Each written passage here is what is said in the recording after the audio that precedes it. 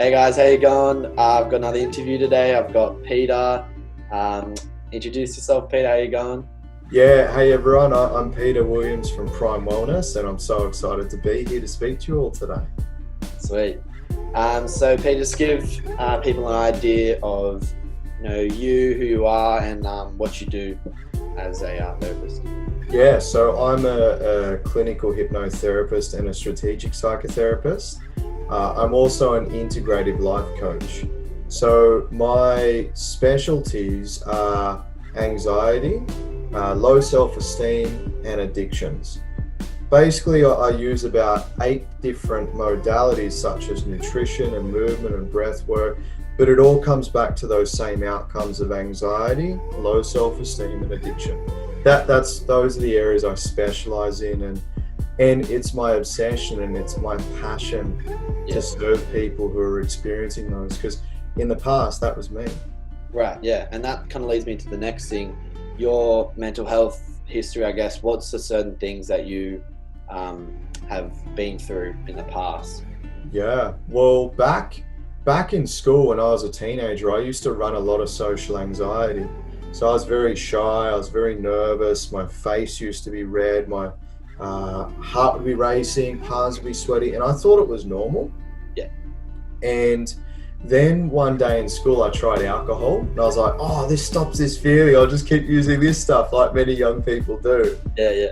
And then eventually I tried marijuana. I was like, wow, this stops it for even longer. Woohoo, great. So like many Australians do, I use these things as crutches, and what comes up must come down. Like, I got to a pretty low stage and ended up in a drug and alcohol rehab center. Right. So I've actually seen the ins and outs of the medical system. It was a long time ago, like 13 years ago now. And from that space, then I came out of rehab, became a personal trainer, and still was running anxiety, still didn't feel good enough, still like I was having fun, but it was like constantly having to navigate this underlying anxiety, not feeling good enough, this addiction to things to try and change how I felt. Yeah. Right.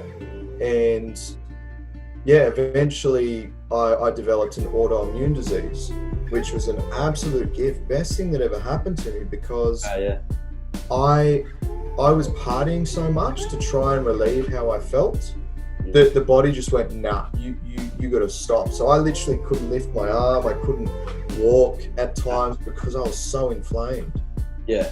But all these things are the best things that ever happened to me. Yeah, that's like the craziest thing. Like, the biggest falls that I've had, I know, have like opened up so many new avenues for me to, give myself a second chance and to start working for something better. Like, it's crazy how that works. I totally resonate and agree. Like, I wouldn't be doing what I absolutely love, that I absolutely am so passionate about, that sometimes my heart just explodes with how much I love it without going through all of that stuff. Right. And on the other side of the autoimmune, that's where I got into this line of work. Like, I healed that condition, which lots of people come to me and they're told you can't change, this is how you are. And I was the same, but I healed that. And I guess to share with you part of my story of how I got to where I am now, it was uncovering the not feeling good enough as a man. What if people judge me? I need people to like me. I need them to validate me. And like, it was just continuing to uncover that. As I said before we started, for every level there's another devil. Yeah. so every time you grow in life, there'll be a new challenge from that growth. Yeah. And what I've been doing extensively for 3 years now is continuing to shed my layers, and particularly as a man. As a man, I used to put so much pressure on myself. Vulnerability, I was like, I can't show vulnerability. Whereas now, the world that I live in, vulnerability is normal. Right, yeah. I've found that just in any sense, whether it be expressing myself through music or expressing myself through this project, like it's an awkward delivery, but it feels so good to be honest. I think that's the biggest thing with any sort of rehabilitation and growth, is if you're honest with yourself. Like it's so, I can't really explain it. It just feels so good to, you know, articulate everything and put into words, I guess. Totally. Yeah. I was speaking with a close friend last night, and we were talking about how when you're able to voice the vulnerability or the challenge into the world, it then allows it to dissolve. Yeah. It allows it to be seen and to be held. Whereas as men and as people, we kind of hold it in, and it just bottles up over time. Yeah.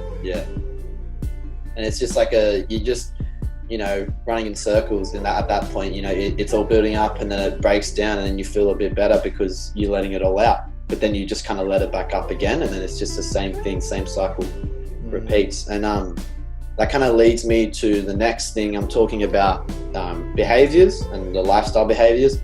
That's a big thing that I've found when coming to you, and how much that's, I guess, helped me. Like, I guess, how did that come to you? Did you realize, you know, how important those lifestyle behaviors were? Such a good question. What I found was, when I was going through my mental health journey, lots of the time I'd be with the therapist, we'd speak about really cool stuff, and I'd feel good, but then I'd go back out into the world and nothing changed. Because I was thinking slightly differently, but I'd still go out and eat crap or you know, look at social media massively or whatever it was. Yeah. So it came largely from my own experience. I was like, how can I get clients to fundamentally change the way they live life? And doing integrative health coaching, being a personal trainer, I also studied natural medicine. It meant that I have a real respect and understanding of how important these things are. Yeah. Because there's a chemical environment in the body, and some people are given medication because they say you have a chemical imbalance. Now, I can agree that there's a chemical imbalance in the body, but they're not born with that. That's from how they're eating, how they're thinking, how they're breathing, and what they're doing throughout the day. You're not born with a chemical imbalance. It comes as a result of the way you live. Yeah. So right. How I stumbled upon it was my own journey. Like, what worked effectively for me? What did I learn about? What were the common themes that kept coming up? Like meditation. Meditation, conditioning the mind is so powerful, because most people who are running anxiety or low self-esteem or addiction, their brain is like this. The science is known as kind of beta brain waves, high beta, and that's where they're literally in a survival response. Yeah. With lots of cortisol, which is a stress hormone. Yeah. So in the session, we can say, you're good, you're going to be all right. Yeah. But that doesn't change this or the hormones. So that's where the lifestyle stuff comes in. Yeah. It's the big theme of self-care and coming to terms with the fact that, you know, you can have all this outside help and people coming into your life, but it starts with you. Like, peace starts with you and your, you know, the decisions you make. And it's not something obviously that can be solved overnight, but it's something that you can kind of work on, you know, one thing a day. Like, a big thing with me nowadays is that when I wake up, I try to wake up first as early as possible, and I try to do one thing, whether that be go for a run or go for a walk or go for a swim, whatever it may be. I just need to get outside and do something to start the day, because that's a big thing that allows me to just, you know, destroy the day, like in a good way. Like it allows me to be like, yo, like I've done this already, and now I've got this whole day ahead of me. I can do this, I can do that. It's weird how that works, but yeah, something just as simple as going for a walk every morning for me has just, yeah, it's done wonders. It's a game changer, right? Because like, we're animals. We forget that we're animals. Like, I use the analogy of a dog. Like, if you put a dog in the corner, you didn't give it sunlight, you didn't walk it, you gave it crap food, you didn't give it good quality water, the dog would feel like crap because there's certain chemicals and environmental factors that it's used to consuming to feel good. And we forget that we're the same as humans. So self-care is paramount. And getting out and moving your body, you start to create that balance in the body. You know, chemical imbalance. Well, if you're not moving your body, you don't create balance. And then when you live your day from that space, do you find you crush it? Yeah. You just smash the day. Like I don't have the most amazing things happen during the day, and I don't need to, but I just feel like I've accomplished things on that day because I can get through so many things, and I can reach social quotas and physical health quotas, and, you know, study, doing uni and doing stuff for this, and also just, you know, creative and, you know, those areas as well. Like, I'm able to reach so many different quotas in my life in one day, and I don't need to, I guess, be overwhelmed about it, because once you start with something really simple, it allows so much more potential for the rest of the day. 100%. We've opened up the environment in the body for you to feel good, for you to feel clear. Because what people don't realize, lots of the time when they're having crappy thoughts, or they're going, you know, I suck, or I'm not good enough and stuff, that thought's coming from the body. Like your thoughts will occur in relation to the body. So what it means is, if you don't care for the body, well, the stories will get louder in the head. You're not good enough, you're not going to do this, and people go, oh, this is getting worse. And I'm like, have you gone for a walk? Like, well, no. I'm like, okay, well, that isn't getting louder or bigger, you're not caring for the body. And I think I'll talk about your work with me. And I guess when I came to you, I had, you know, a lot of things just circling around, and it was a really dark time, because I had gotten out of what I thought was like the worst of it, and then things kind of started crashing down, you know, back down again, and I felt like I was back to square one.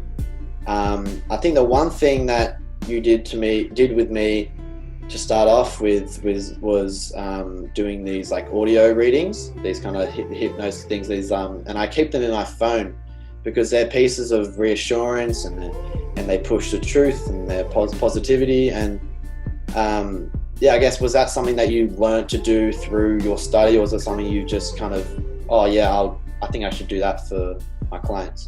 So, great question, and that's one of my favorite things about my work. So that was the clinical hypnosis. Right. So that's the reason I give clients a recording to listen to every day is because lots of the things you do are unconscious, and unless you get reminded, and there's a reminder with like a specific process each day, we can have a great conversation, but 3 days later you're back to where you were because you just forgot. Like, that's what I found with some traditional therapies. I'd go, I'd talk, feel great, and then 4 days later I was back to square one because I wasn't reminded. But with the recordings I made for you, obviously I learned from different frameworks, and then I made it my own. I said, what do I need to be reminding you of for you to continue changing to where you want to go? And as you would remember, like, I used to do traditional hypnosis where I'd read a script and say, you're a confident, calm person, but you'd be listening going, no, I'm not, that doesn't make sense. Whereas with what I do, it's giving you distinctions. It's giving you a process. It's like, remember how I talk about kicking the ball? Because people beat themselves up going, there's something wrong with me, I should know this. But it's like, if no one's taught you how to kick the football effectively, you wouldn't say, I'm a crap footballer. You go, I just haven't learned how to kick it because no one showed me. Exactly. So the recordings are about, when it comes to anxiety, low self-esteem, any of those things, it's showing you the strategy to overcome that. but not just saying you're calm now. It's no. This is how you can create being calm. Yeah. Which you remember, yeah? Because you're like, oh, that's what I do instead. Oh, I do that as well. I used to, I think to start off with, I kind of dreaded going to any form of therapy just because I had tried in the past and it'd work for that session, but again, I'd go off and I'd just be the same person. And so I was very anxious coming to speak to you. But when I would leave, I had something, to take with me. I had something. It was on my phone. I could listen to it whenever, and it was a piece of I don't know. It's hard to explain it, but it was just something that I was able to take away with me to keep me, working, or to allow me to start, walking instead of crawling, type of thing. And it's so lovely to hear that, and that's why I continue to create it for people, because they say, oh, just like I had a client yesterday saying, I love it when you say good work, like, because I said, I won't say their name, but say their name is Jamie. When I was like, good work, Jamie, they're like, I love when you said that. Doing it, and obviously with the recording, it involves a lot of relaxation, because relaxation is very underrated. Most people are living like this all the time, and I used to think, oh, relaxation, what's that? But relaxation allows us to then think logically about using a different strategy that day. Because if you're like this and you're trying to change your life from this space, like you're just clunky and but when we relax you and then you operate from that space, it's very different, much more powerful, as you saw. I had times where I was working long hours and my time for relaxation came in between shifts, and that was basically me in my bed with all the covers on, like watching Netflix or something like that. And I wasn't, when I got out of that and I started getting ready for my shift, I didn't really feel relaxed. I didn't really feel rejuvenated, because through that whole time I had this thing, this worry in the back of my head, and it was just very unpleasant. And so like you said, like it's relaxation is so like underrated, and you can be sitting down but you're not really relaxing. It definitely comes from a breathing standpoint as well, slowing down your breathing.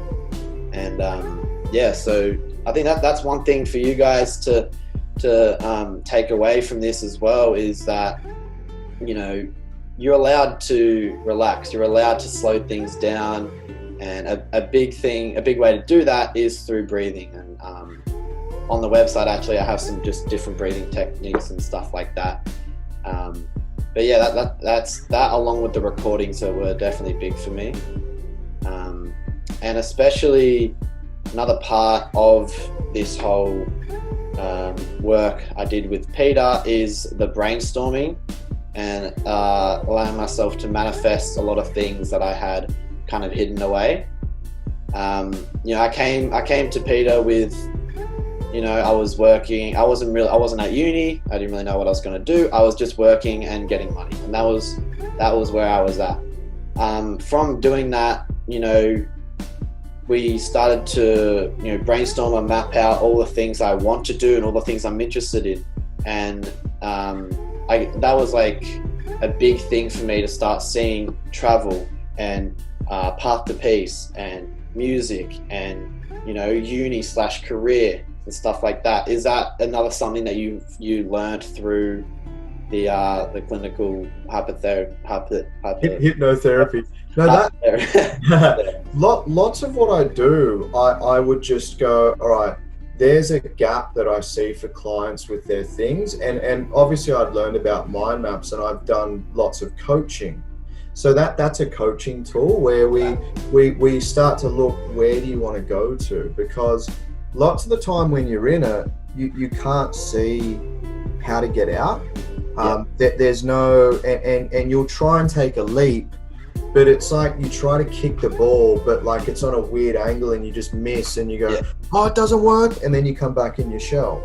So when we're able to just put it out on the board like we did, which is so fun,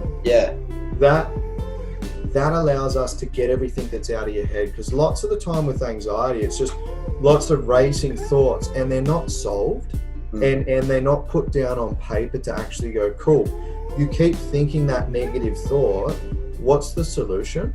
And putting it up on the board, that's the solution. Like, cool. So yeah, it's individual. Like when I was sitting with you, that just felt appropriate. I don't do that with everyone. It's like when I'm with clients, I'm just very present, and the extensive 10 years of learning in this space, the appropriate tool will come out for the client in that moment, like it did with you.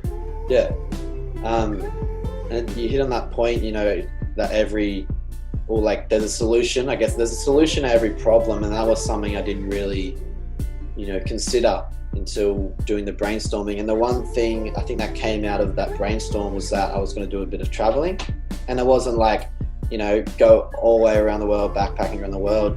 The first sort of traveling that I did, and it was by myself, I went down to Ulladulla, and I went to stay in like my uncle's like caravan, and like there was something about that weekend that made me feel so independent and made me feel so in control of my life for, you know, just for a week. And then it turns out I was back down there, you know, the week after for a footy trip. So that was again more proof to me that there is a problem to every solution. And I think even further into that, it motivated me. And then I went and my brother actually, because he was going to New York, and he messaged me and he's like, yo, would you be down to going to New York? And that I wouldn't have said yes to that if I didn't really have any motivation at that time. I didn't go on those trips before. And then I went to New York, and it was like incredible. So I don't know, it's brainstorming is like an amazing thing. I've found that I was able to just start doing something that I wanted to do. And that's just one thing, that's just travel. You know, the next thing that was on my mind was my career in uni. And, you know, you referred me to a career guidance counsellor, and I'll refer them definitely, because I highly recommend them for anyone coming out of high school and not really knowing what they want to do. But yeah, that's another thing. Just start to, I guess, put things on paper and understand that, you know, you can have the motivation, you can have all those things, you can have the ideas for what you want to do. You just got to start writing them down and reminding yourself that you're working towards that. 100%. And make a plan and speak to people who know how to get you there. Yeah. That's where, like, I'll refer out. I refer out all the time. I was like, cool, careers guidance counselor. They're going to get you the outcome quickest. So that's another valuable thing to be aware of. Go to the person that will get you there quickest, rather than you just needing to search. Like, it's obviously up to the person, but rather than needing to search. Yeah, definitely. And the other thing I want to share is that when you're filled with the stress hormone cortisol, like have you heard of cortisol? I've spoken about it in the past. Yeah, I think I've heard it, but not really. So good for your viewers to know about. Yeah, okay. Cortisol is a hormone that the body releases for fight or flight to basically keep us in survival and protection. Okay. 1,000 years ago, if there was a saber tooth, your body would release cortisol, because that would give all of your energy to your muscles for you to run the hell away. Yeah. You to run. But it meant that there would be limited supply and energy to the brain. Now, why I share this is when we brainstormed and we slowed down together and we spent some time together, we're able to decrease your levels of cortisol. What that meant was you could start to access the rational mind for us to think clearly and start to plan. Yeah. So it's important, if people feel like they struggle to stop and sit down, the breathing like you're sharing on your site will help to decrease cortisol. It allows them to move into a rest and digest state where the body doesn't think you have to run from a saber tooth. Yeah.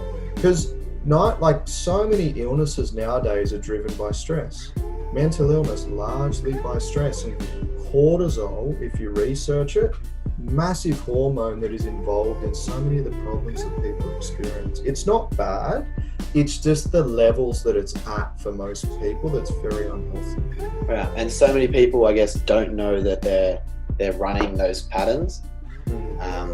And that's a big thing that I found out, that I was running patterns of anxiety. I was running patterns of depression. I wasn't a depressed person. I don't think I ever really was, because I would have I don't mean to get dark here, but I would have probably gone through with it had I been, really like depressed. And a lot of people just run those patterns of depression on a daily basis. I think just generally, what are those that you've found through your clients? What are those type of patterns? Because they are pretty general. Yeah, and this is I love that you bring this up, running the pattern of anxiety. It gives power, because when people first come in, they go, I'm an anxious person, I have anxiety, it hits me. And it's like, it's actually not the case, because making mistakes, really. Well, they lack knowing how to kick the ball. Like, it comes back to the ball, right? Like, if they keep kicking it on a funny angle, they're creating the problem. But they don't know, with the way they're thinking, with the way they're perceiving the world, the way they're breathing, they're actually running the pattern of anxiety. Anxiety doesn't exist without you. Like, it's a verb, it's something you need to do. So some of the things, as you learned, was to do anxiety, it's believing your imagination without actually testing it. It's also perceiving a lot of risk in the unknown, because anxiety is essentially the pattern of being uncomfortable with the unknown. When I don't know, it's bad, rather than, well, how often is it actually bad? And the person will stop and go, well, 1 in 1,000 times. But you're still running that, it's going to be bad, it's going to be bad. You can't do anxiety without a negative expectancy. If you have a positive expectancy of the outcome, you can't do anxiety. Depressed there's largely a sense of helplessness and hopelessness, and that's compounded by diagnoses that are given to people. If they say, you're a depressed person, you've got a chemical imbalance, obviously people are seeing medical practitioners for that, but then the person goes, okay, I'm in that box. And with low self-esteem, for example, that's an unrealistic assessment of all that you are. Like, you may remember the box metaphor. It's a metaphor I say to some people, that if you compare yourself to other people going, they're better than me, you're only comparing one element of who you are to their one element, but you're ignoring the other 99 elements that make up who you are. So how you do low self-esteem is by evaluating yourself in an ineffective way. And that's just a process. It's none of these things are locked in there. It's just the way people have learned to operate. It's that simple. It's like when you compare yourself to other people. I was often doing that, and I find myself doing it here and there, but I start to reiterate the words, I guess, you were telling me to, everyone starts a different starting line, everyone has a different finishing line, we're all just, working day by day. There isn't any reason for you to be so down just because they have this and they have that. But and that's not something that can just fix itself just from thinking it. I think I've started to learn of the great life that I have and so many blessings that I have. And I think that just takes time, really. And that's a good piece to share, is that some people think it happens like that. No, like, to get into the problem space, it took you time of learning how to be like that. So you can learn to change it quickly, but it does take time. It takes commitment and it takes effort. If you try once and you go, oh, it didn't work, it's like you think about building muscle in the gym. You don't train once and all of a sudden you've got solid muscle. You need to train consistently, and then it becomes natural for you to sustain that level of muscle. Yeah. Same with mental health and well-being. Yeah. And it's a lot of the anxiety comes from, like you said, like the irrational, thoughts that you kind of cultivate, coming into this interview, and every interview, I'm always really nervous, but the anxiety that I had for my first interview compared to the anxiety that I have now is so much better. Like it's decreased so much just because there's some sort of experience that I have with it, and I've learnt from every different interview. I've learnt, what to do, what not to do. I've learnt something new, and that's just another piece of advice for people to trust in the failure and trust in the time for it to work out for you. It can take years, and I know for me it's going to continue to take years to just keep on top of myself. But yeah, that's just another little piece I wanted to share. I love that. It's self-awareness, and what I want to share is that you perceive less risk in the interviews. There's less of a negative expectancy because there's less unknown. When it was so unknown with the first interview, right? Whereas now you're like, oh cool, people tend not to bite, or I tend not to freeze and explode, or whatever the negative things are, right? You're like, cool, I get it. And that's where confidence comes from. Yeah. People are like, I'm going to do it when I'm confident. You can't be confident for something without doing it consistently. Yeah. And you're getting more confident. And the caveat is that anxiety is also excitement.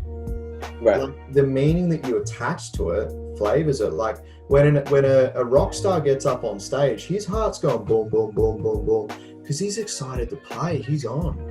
Like if we jumped on the interview, I was like, hey Lachlan, how you going? You're like, it wouldn't be very, very effective. Whereas we're both like, yeah, let's go, let's do this. Yeah. And it's it can be used as a full fuel, but yeah, it does have that I think detrimental part of it. I think a big thing that I've found is through music. I've learned different ideas of looking at life, different positive, reinforcements, and a big thing has been this swimming idea. And it's, swim through the stressful waters to relief is this line from this song.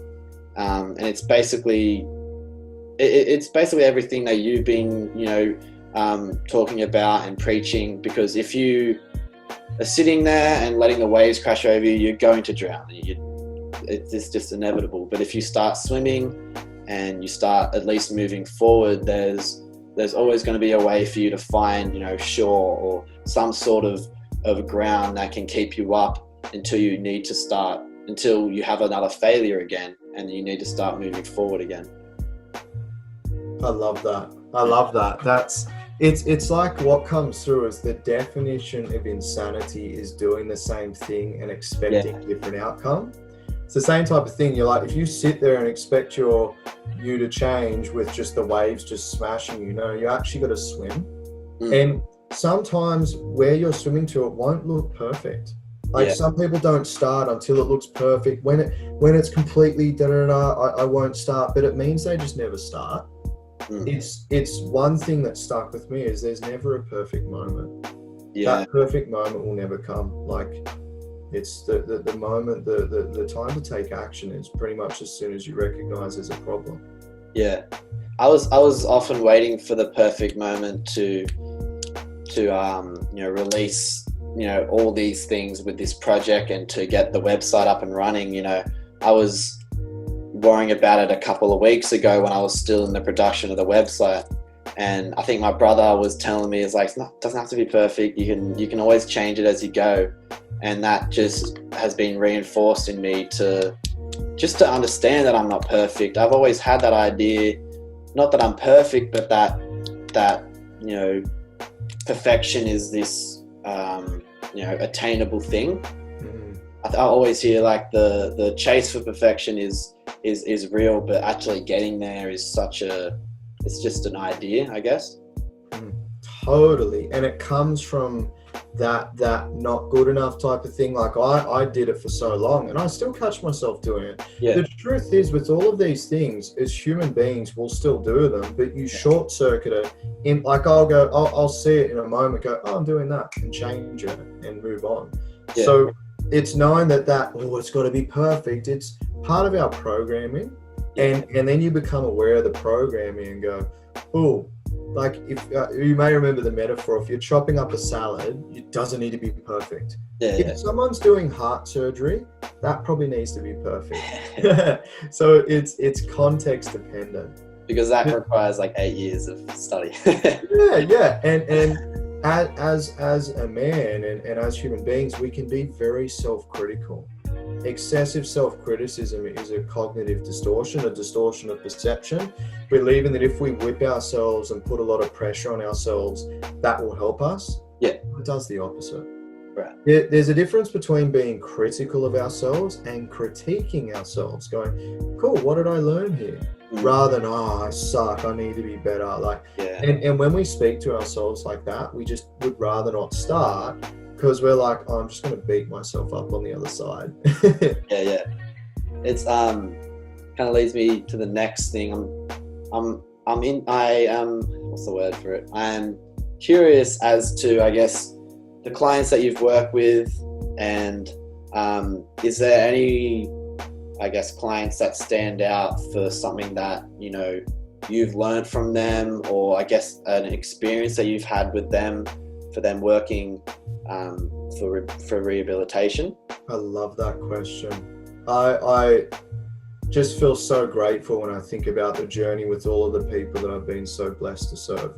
Yeah. Because I've worked with kids as young as 7 up to adults as old as 84 years old. Wow. So I've seen all walks of life. I've seen all different types of people, whether they're tradies, whether they're an entrepreneur, whether they're a sports athlete, whether they're a professional, whether they're a specialist, whether they're a mum, whether they're a grandmother. I've seen all of them. And some of the experiences that stand out are particularly the ones like yourself. That's still just, I feel so grateful that I didn't do anything, right? I just put the things there, and you were the one that took action on it all. Like, people go, thank you. And I'm like, well, thank you, because you shut up, you went all in on it. Yeah. Right. So I've had some people that were drinking every day. They were depressed. Yeah, I think of one, drinking every day, depressed, low self-esteem, difficult relationships with wife, family. Right. And after our work together, stopped drinking, confident, good relationship with the wife, incredible relationship with the kids. It's just transformations like that. Anxiety, I've seen people who were so shy and nervous, and they were running chronic anxiety, to moving to confident, going out, relaxed, calm, you name it. There's been so many, particularly the people who have been depressed, like down in the dumps, and then they're living their dream, like they're doing what they're passionate about. That blows my mind. I've seen lots of weight loss people, phobias as well. Right. Like phobias of flying, phobias of tunnels and things like that. They can be very constricting for people. So it's beautiful to see them shift out of that as well. Yeah. But the biggest ones are the anxiety, the self-esteem, and addiction. As I've alluded to, when I see transformation in those areas where it's just all the time, those are my best experiences. Yeah. Particularly an 84-year-old lady. Like, 84-year-old lady came in, she was running depression, and 2 sessions later, she was happy and enjoying life again. Right, yeah. And it's just little changes that, you know, that you can make in your life. Even at 84 years old, you don't have everything, you know, sorted out, I guess. And 13, I've worked with many year 7s and year 8s and year 9s, and they're some of my favorites because they pick it up quick.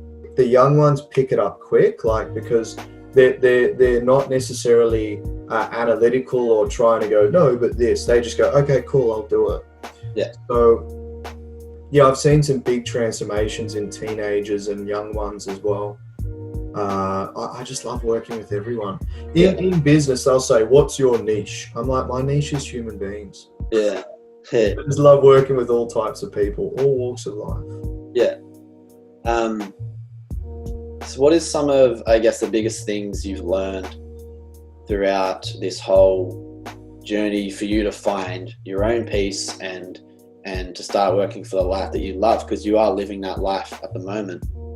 So yeah, what's some things you've learned along the way? And it can be very basic things, but yeah, well, what's been there?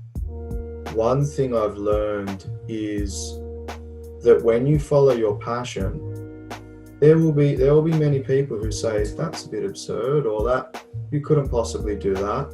And for me, it was when people that I knew, they'd say you can't do that, but it was going, no. I listened to that part inside of me going, no, this is my calling. I'll make it work. I'll figure it out. So if there's one thing that I reflect on, it's that I kept following my path, like path to peace. I kept following my path, right? Yeah. Like no matter if people said you couldn't possibly have your own business or you need this to be safe.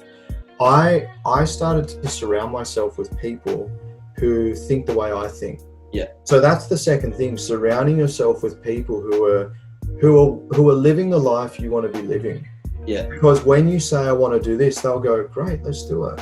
Yeah. They're not going, nah, you couldn't do that, or nah, that's impossible. Right. And I've got like a pretty. Sorry, you go. No, you go. I was just saying, I got a pretty close friend group, and I think all of them have been so supportive of everything that I'm doing and have been there for everything. And one in particular, I can tell that when I tell him, oh, I've got the website done, or I'm working on music, or I'm doing this and that, like his eyes light up because he genuinely cares about me, working forward. And the same on his side, whenever he tells me about different things and he's doing well, I just feel, it just feels amazing because we're both helping each other. And it's so true to have, someone next to me like that who was really happy to see me, do what I'm doing. It's beautiful. Like you become the average of the 5 people you spend your most time with. Right. Yeah. Choose those people wisely. The other thing that was coming through to share was never stop learning. Like for me to find my path to peace, when I was told you have an autoimmune disease, take drugs, good luck, or I was on antidepressants for a long time, like 7 years, they're like, you have a chemical imbalance. If I had accepted those things and if I stopped learning like I did, I would still be there. But I kept learning and what I do now, I don't watch TV or like I very rarely watch Netflix. What I do in my spare time is I learn.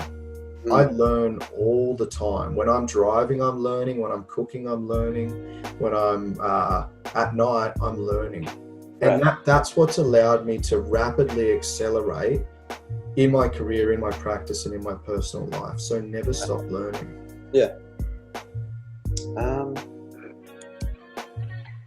Well, I think we've got through everything I wanted to get through. Is there anything else you want to, say to anyone who's watching? And often my demographic is around my age. So yeah, anything else you kind of want to let people know? What's coming through is to create space to slow down, to really ponder on what you want with your life. Yeah. If you're not already on that calling. And the second thing I would offer is that life is lived in the now. Lots of the time at that age, you can be like I was living in the now, which is great, but some people are like just focusing on the future, the future, the future. But there's so much fun and beauty to be experienced right now. Yeah. In the now, you can look outside and see the beauty all around us, but because we get in our heads so much, we forget how incredible life is. Yeah.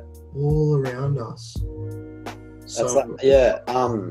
Especially on that, I think I started to live in two different times. Like I was living in the past, and I was also, thinking about the future. So I was thinking about the past and different things that had happened behind me, and I was like, oh, they were bad. And then I think about the future, it's like, oh, then that's going to be bad as well if my past was bad. That was the type of thinking that I was doing, and it's so destructive. But yeah, it feels great to live in the now, and it's not as easy as saying that, but when you start, taking things day by day and task by task, you start to achieve some sort of, peace within yourself that, all you can do is what you can do in this moment. And then that's going to impact the next day. And then, so on and so on. Exactly. Yeah. Exactly. And what's coming through is that you can train your brain to change. Know that you can train. Just look up neuroplasticity. Look up epigenetics. These two fields of science show that you can change your thoughts, your beliefs, your perceptions, and you can change many things within the body. So you're like a mold that can be molded, because some people will go, I can't change. You're a mold. The truth is, as you would remember in your first hypnosis, you've changed thousands of times in your life. Once you're walking, once you learn to walk, you learn to talk, you learn to drive, but you couldn't imagine those things before you did them, but you changed. Yeah. Right. And I also just want to acknowledge you. Like, I want to acknowledge you for the work that you're doing, and how excited I am for you, how proud I am, how grateful I am for this time together. Like, I just see you soaring, and I know you're going to soar, and I'm going to be here. I feel emotional. It's like speaking to like a brother, because I do consider you a brother. It's like we're client and then become a brother. I'm always going to be cheering you on along the sidelines. I'm always going to be going, you go, you do you. Thank you. Thank me and thank you. Thank you. I received that. I really received that. As men, sometimes we are like, oh, I can't show love or gratitude. I'm like, I'm changing the paradigm. 100%. Yeah. Sweet. Well, thank you for coming on. This is really good. Like, I really think people will find something good from this. I'll leave Peter's details, so you guys can go see him yourself. I highly recommend it. He knows what he's doing. He knows people. So, So thank you for coming on, Peter. No, thank you so much for having me. It's been an absolute honor, a pleasure. It's been so lovely.